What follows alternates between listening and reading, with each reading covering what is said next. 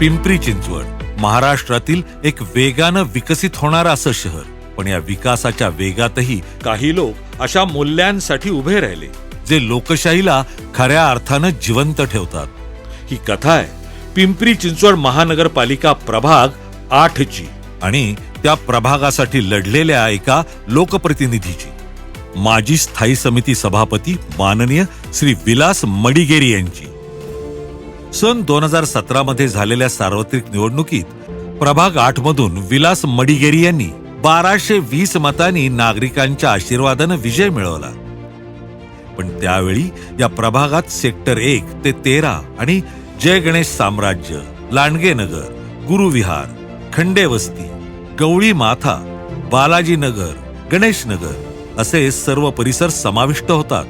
या सर्व भागांचा समान विकास हा त्यांचा उद्देश होता आणि त्यांनी ते करून दाखवलं. लाईट, ड्रेनेज, पाणी पुरवठा, रस्ते या मूलभूत सुविधा वेळेवर मिळाव्यात म्हणून त्यांनी शेकडो कामं तात्काळ पूर्ण केली. 2019 मध्ये स्थायी समिती सभापती पदावर निवड झाल्यानंतर त्यांनी प्रभाग आणि शहर दोन्हीकडे अनेक प्रकल्पांना दिशा दिली. पण जेव्हा विकास डोळ्यात भरतो तेव्हा राजकारण हलतं.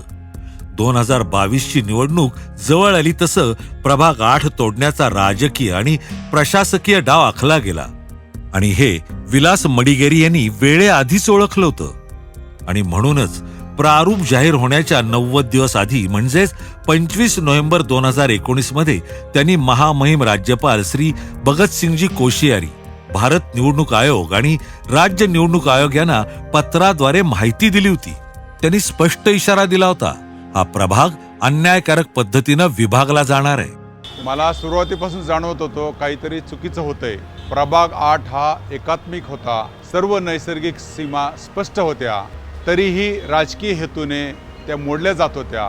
मी त्याविरुद्ध लढायचं ठरवलं, कारण हा फक्त प्रश्न नाही, माझ्या लोकांचा हक्क होता. 1 फेब्रुवारी 2022 रोजी प्रारूप प्रभाग रचना जाहीर झाली. जशी त्यांनी आधी सांगितली होती तशीच प्रभाग 8चे तुकडे झाले. सेक्टर 4चा अर्धा भाग दुसऱ्या प्रभागात, MIDCचा भूखंड आणि सेंचुरी इंकाचा 61 मीटर रोड ओलांडून लांडेवाडी विठ्ठलनगर प्रभागात जोडला गेला. इंद्रायणी नगरचे मधूनच 2 तुकडे करण्यात आले. हे सर्व नैसर्गिक सीमा मोडून राजकीय दबावाला बळी पडत प्रशासनानं हा चुकीचा निर्णय घेतला. प्रशासनानं हरकती मागवल्या, पण नागरिकांनी दाखल केलेल्या हजारो हरकतींकडे दुर्लक्ष झालं. शहरभरातील 5500 हरकतींपैकी 950 हरकती या प्रभाग 8 मधून आल्या.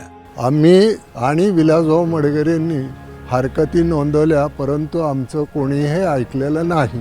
प्रभाग तोडण्याचा निर्णय आधीच ठरलेला होता, आम्ही फक्त न्याय मागितला. लोकशाहीत नागरिकांचा आवाज महत्त्वाचा मानतात, पण आमचा आवाज कुणी ऐकलेलाच नाही. 250 नागरिक स्वतः सुनावणीला उपस्थित राहिले. प्रत्येक अर्जासोबत वास्तव्याचे पुरावे आधार कार्डासहित दिले. पण प्रशासनानं या लोकशाही प्रक्रियेकडे दुर्लक्ष केलं आणि प्रभाग रचना आहे तशीच प्रारूप प्रमाणेच जाहीर केली. नियमानुसार दर 10 वर्षांनी जनगणना करणं अनिवार्य असतं, पण कोविडमुळे ती होऊ शकली नाही. ही सगळी घडामोड घडत असताना मात्र प्रभाग 8 मधील कोणताच राजकीय पुढारी इच्छुक उमेदवार पुढे आला नाही. कुणी आवाज उठवला नाही ना कुणी हरकत नोंदवली. या उलट ते आम्ही इथून लढणार तिथून लढणार या तयारीला लागले होते. विलासभाऊ मात्र एकला चलो रे म्हणत माझ्या प्रभागातील लोकांना सोबत घेऊनच लढणार यावर ठाम होते. प्रारूप रचनेच्या विरोधात न्यायासाठी लढा सुरू झाला. मुंबई उच्च न्यायालयात रिपिटिशन दाखल करण्यात आली. यानंतर सर्वोच्च न्यायालयातही विलास मडिगेरी यांनी बाजू मांडली. असं असताना नगरसेवकांची संख्या वाढवता येणार नाही हे सुद्धा मडिगेरी यांनी कोर्टाच्या निदर्शनाला आणून दिलं. मी प्रत्येक कागद, प्रत्येक नकाशा, प्रत्येक पुरावा हातात घेतला. 2011च्या जनगणनेनुसार तयार केलेल्या इन्युमरेट ब्लॉकचा पूर्ण अभ्यास केला. राज्य निवडणूक आयोगाने तयार केलेल्या मार्गदर्शक तत्वानुसार नियमांचा आधार घेतला. त्या सर्व कलमानुसार मी माझी या ठिकाणी बाजू मांडत होतो, कारण मी चुकीच्या पद्धतीने घेतलेल्या प्रभाग रचनेच्या निर्णयाच्या विरोधात लढत होतो. मला विश्वास होता की मला न्याय मिळणारच. 20 जुलै 2022 रोजी सर्वोच्च न्यायालयानं आदेश दिला. 11 मार्च 2022 पूर्वी अस्तित्वात असलेली 2017ची 4 सदस्यीय प्रभाग रचना ग्राह्य धरली जाईल. हा आदेश लोकशाहीसाठी ऐतिहासिक ठरला.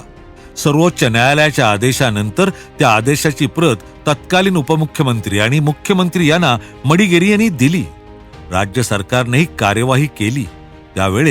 त्यावेळेचे तत्कालीन मुख्यमंत्री आणि विद्यमान उपमुख्यमंत्री श्री एकनाथ शिंदे आणि तत्कालीन उपमुख्यमंत्री आणि विद्यमान मुख्यमंत्री श्री देवेंद्रजी फडणवीस यांनी ऑगस्ट 2022 मध्ये विधानसभेत विधेयक सादर करून 4 सदस्यीय प्रभाग पद्धत कायम ठेवण्याचा निर्णय घेतला. हा निर्णय म्हणजे प्रभाग 8च्या नागरिकांच्या संघर्षाचा अधिकृत विजय होता. आणि अखेर दिनांक 6 ऑक्टोबर 2025 रोजी या प्रकरणाचा निकाल लागला.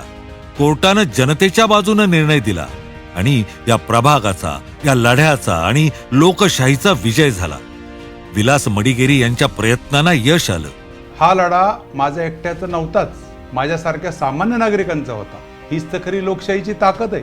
माझ्या जनतेच्या पाठिंब्यानं, न्यायव्यवस्थेच्या विश्वासानं आज आम्ही हा विजय मिळवला. प्रभाग 8 आजही एक संघ आहे आणि अनेकांसाठी लोकशाहीची मिसाल आहे. हा प्रवास केवळ एका प्रभागाच्या रचनेचा नव्हता, तो होता जनतेच्या अधिकारांचा, समानतेचा आणि लोकशाहीच्या शक्तीचा. PCMCचे माजी स्थायी समिती सभापती माननीय श्री विलास मडिगेरी आणि त्यांच्या नागरिकांनी दाखवून दिलं की न्यायासाठी उभं राहणं म्हणजेच लोकशाहीला जिवंत ठेवणं.